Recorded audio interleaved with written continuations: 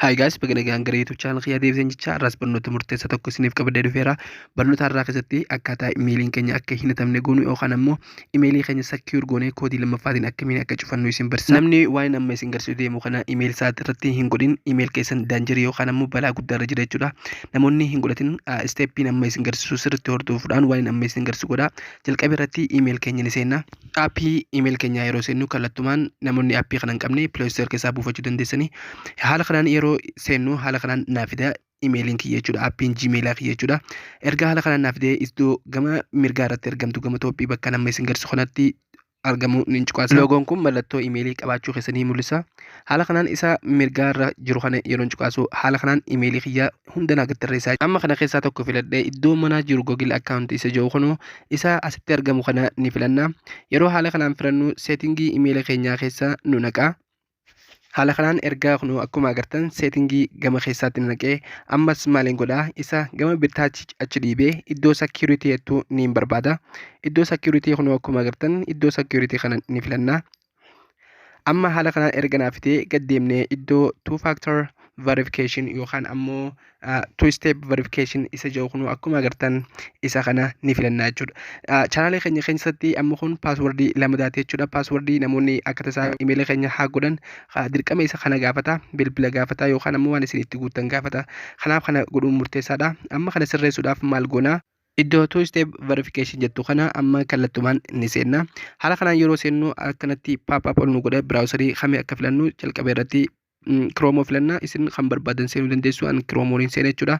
Chrome kiyya yeroon seenu haala kanaan search naa godhee Chrome kiyya keessatti imeelii kiyya naa seenaa jechuudha. Hubachiisaa asirratti Chrome keessan keessatti waan dura login yookaan ammoo imeelii keessan achi keessatti hin naqin haala kanaan isinii fiduu dhabuun mala jalqaba irratti isin paaswordii fi imeelii keessan isin gaafata. Jalqaba imeelaa fi paaswordii itti guuttan haala kanaan kallattumaan isin naqaa jechuudha. Yoo haala kanaan isin hin finne an amma login waan hin godheef haala kanaan naa fida. Amma steeppiiwwan itti fufna. Akkuma agartan iddoo gama jalaatti get started jettu kana ni filanna.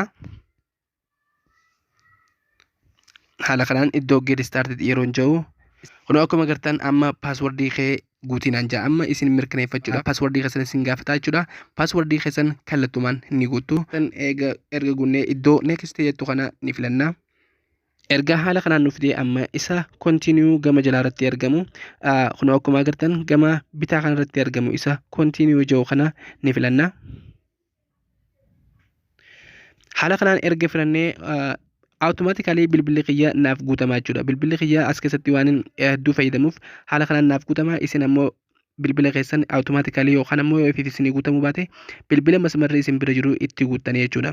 Erga itti guuttanii haala kanaan iddoo jalaa kanarratti isa koolii fi isa message nu fida. Jalqaba irratti kan filachuu qabdu isa text message filachuu qabdu. Maaliif messagein yeroo kallattumaan koodiin asitti isin argama yoo akka tasaa imeelii keessan bade amma isa send jiru ni cuqaafna. Messagein akka nu argamtu goone jira jechuudha. Amma bilbila masmarri isin bira jiru yookaan masmara asitti guuttan kana message ergattu an kun haala kanaan messagein kallattumaan naa dhuftee jirti. Isiniifis Google keessatti saffisaan waan qabuuf saffisaan isinii dhufa jechuudha. Lakkoofsa yookaan ammoo message achi keessatti yookaan masmara amma as guuttan kanarratti isinii dhufu kallattumaan lakkoofsa san asitti ni guuttu jechuudha. Fakkeenyaaf G- gootanii lakkoofsa messagein amma isinii ergisiifne kana jechuudha. Haala kanaan an kiyya asitti ni guuta. Kun akkuma agartan isa guuteetiin jira. Amma isa next jiru ni cuqaasa.